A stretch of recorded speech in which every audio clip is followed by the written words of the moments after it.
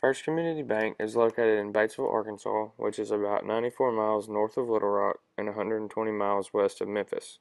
They have 16 branches located throughout Arkansas and 4 branches located in southern Missouri. We met with the bank's CEO, president, CFO, senior VP of retail, security manager, risk manager, and their senior VP of IT.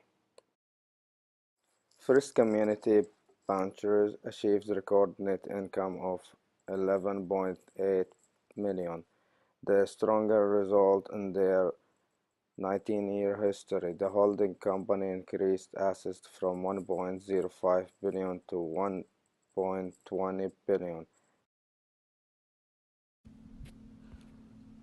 First Community Bank believes that relationship banking is one of the essential building blocks to their success. They have found that customers appreciate their commitment to service excellence. Relationship banking is about holding their customers and their communities at the core of all that they do. When First Community was founded in 1997, it set itself apart based off the slogan, "Where community comes first." We were able to find out from upper-level management about the advances in technology and banking and how First Community has implemented that technology in their bank to continue being profitable and bettering their community. We process payroll for a lot of companies across all of our branches. They can log in through our online banking system.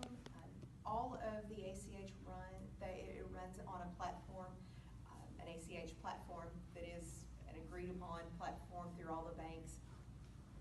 We send a specifically formatted file. Our customer, we help them, when they input the information into our online banking, we create that file so that they don't have to have special new programs. 10 years ago, you had to be really proficient at Peachtree, some really large accounting software firm. If you were not able to produce a file, you could not pay electronically. Now we make it so that the mom and pop down the street that only has 4 or 5 people to pay, they can offer ACH for their employees. It doesn't work. Banking, I'm sure you've already had it explained to you, and maybe have had an opportunity to learn it firsthand, is based on trust. If we don't have the trust of our employees or of our customers, we don't have customers. We have customers, we don't have a bank. So it's all about trust. For us to keep that trust, we have to maintain security. So, IT department is the gatekeeper for the communications going in and out of the bank. All the ACH stuff, all of the magic that happens has to go through electronically. It's too slow to do it any other way. And for that to happen, we have to make sure that the right people have access to it at the right times, and the wrong people have access to it never under any circumstances. There's no magic bullet for that. You can't say, I've got the best firewall in the world, we're covered. You have to build what's called layered security. You have to have a good firewall. You have to have a way to monitor the workstations inside the branch. You have to have a way to make sure that the communications coming in and out from your customers are clean and are not infecting the machines on the inside. You have to make sure that your people are not giving away the store, because we can give out information just as easily as a computer can. And if you, as a bad guy, pick up a little piece of information about somebody here, and then from somebody else get another little piece of information, eventually you can get a critical mass of information that will allow you to hack not a computer but another person. That risk of fraud, because everything has gone so electronic. We want it instantaneously. We want to do it hassle-free. So what do? We all go out there and we use our debit card online. I use mine probably every day. Amazon, you're out there constantly. So if you are using your information out in the world, then you're subject to being hacked. And tightening that down as much as we can is what we try to do as the bank. About every 3 months I get an email from somebody that says, hey, this is Mr. Cole, are you in your office? I need to transfer some funds. And when you click on that, that's malware that's going to take over your computer. And then that's what happens to our customers. Customers aren't real good at keeping their antivirus up to date, and so they get they click on some phishing scheme and the malware, and then they get into the email, and then they'll send to the bank. They'll say, hey, transfer. It might be a large customer, transfer out $300,000 because I'm buying these 3 trucks.